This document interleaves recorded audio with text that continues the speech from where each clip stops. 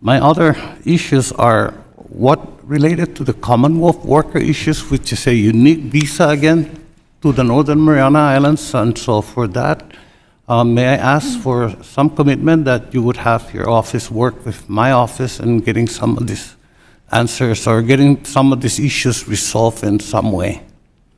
Yes, Congressman, thank you so much. I certainly believe that every worker should be treated with dignity and respect, and employers should receive assistance in meeting their workforce needs, including those on the Marianas Islands. Obviously, the question of whether CNMI is covered under specific federal programs is a question for Congress, but I am committed to ensuring that CNMI receives the support and funding for which it is eligible. And I understand your issue up at the CW1, and you do have my commitment that to work with you to make sure that we're doing everything we can there.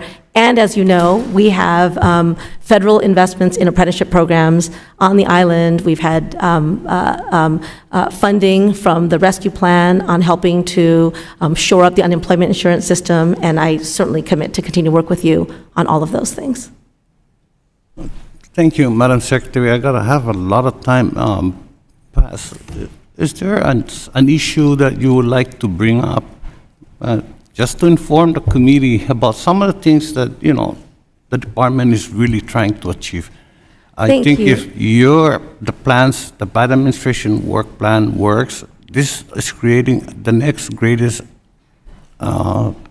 generation of Americans. Like those that ran power plants growing up and were mayors who had no degrees, no high school diplomas, and they ran communities well.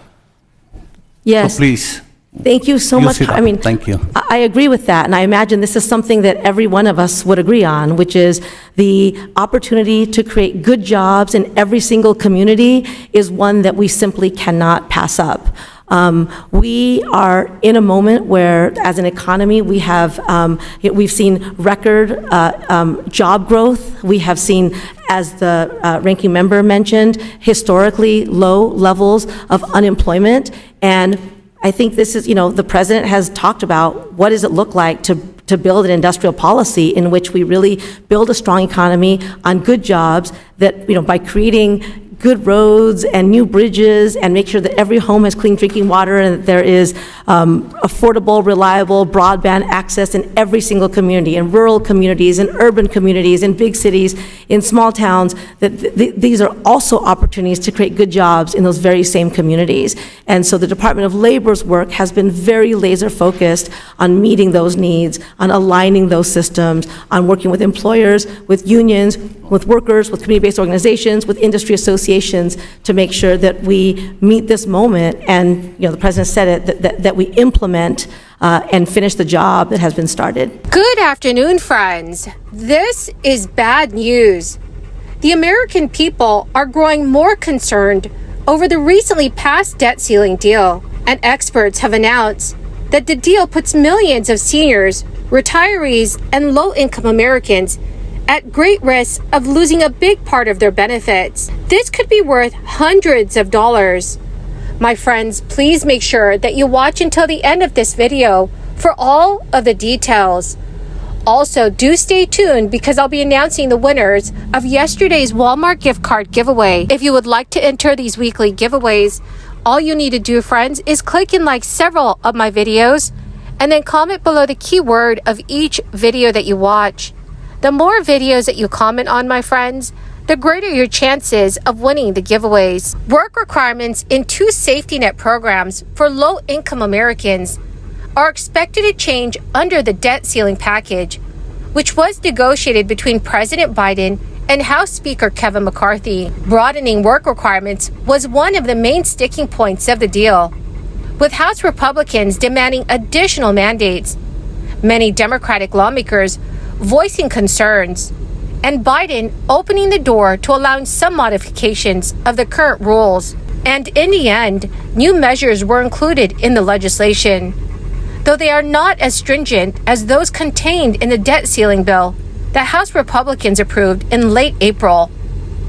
GOP lawmakers stress that work requirements will help end people's dependency on the government and lift them out of poverty. Representative Elise Stefanik, the 3rd highest ranking Republican in the House, said in a call with reporters this week, a job provides financial stability, a rising income, and most importantly, an opportunity to pursue the American dream. However, research shows that work requirements do not increase labor force participation among safety net recipients.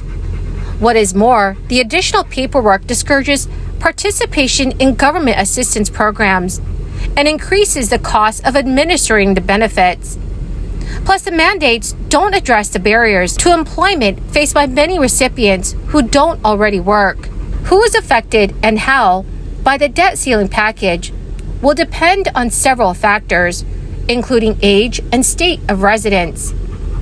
Currently, the SNAP program's requirements state that able-bodied adults without dependents, age 18 to 49 years old, can only receive food stamps for 3 months out of every 3 years. This is unless they work or participate in other activities at least 20 hours a week. But now that number of people subject to the mandate will be broadened in phases, so that by 2025, it will apply to those between the ages of 18 and 54 years old. But veterans and people experiencing homelessness of all ages, as well as adults under age 25 who were previously in foster care, will be exempt under the debt ceiling bill. These provisions will expire in October 2030. The legislation also tightens the share of unused exemption that states can carry over from year to year. Nearly 750,000 adults in the United States, ages 50 through 54, will be newly subject to the expanded work requirement and at great risk of losing their nutrition assistance program under this work requirement. Nearly half of those newly at risk are women, and many of these recipients have very low incomes and have health conditions that could limit their ability to work.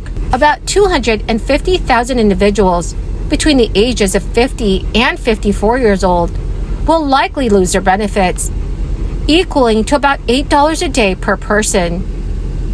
Lots of people who are in compliance with the new rules, either because they already work or meet exemption criteria, may also lose their assistance because of red tape. My dear friends, what are your thoughts on this? Please let me know what your thoughts are in the comments section below. Currently, for the Temporary Assistance for Needy Families program, states must ensure that a certain share of those receiving cash aid participate in specific work-related activities. About 540,000 families who receive cash assistance from the program were subject to the work requirements in 2021. However, the new legislation tightens the work requirements primarily by adjusting the work participation rate credits that states can receive for reducing their number of cases. Starting in October 2025, the formula will compare the current count with what it was in 2015 instead of 2005. Because caseloads declined significantly in most states between 2005 and 2015, these states will have to make sure a greater share of families are working to meet the mandate. Medicaid currently has no federal work requirements. The former president's administration granted waivers to several states to impose such a mandate on certain enrollees. Litigation stopped or chilled states' implementation of the effort, and the Biden administration subsequently withdrew the permissions. House Republicans wanted to require certain adult Medicaid recipients to work, perform community service, or participate in an employment program for at least 80 hours a month, but that provision did not pass. Well, my amazing and most awesome friends, that is the end of my daily stimulus update video for this Saturday afternoon. Thank you, friends, for being part of this community and for joining me here every single day. The two winners from yesterday's Walmart gift card giveaway is Teresa B. Bush and Tammy Asher. Congratulations, my dear friend. To claim your gift cards, please check your notifications page and send me a message, or you can message me on my Facebook page. Thank you, dear friends, and have a wonderful and very blessed weekend.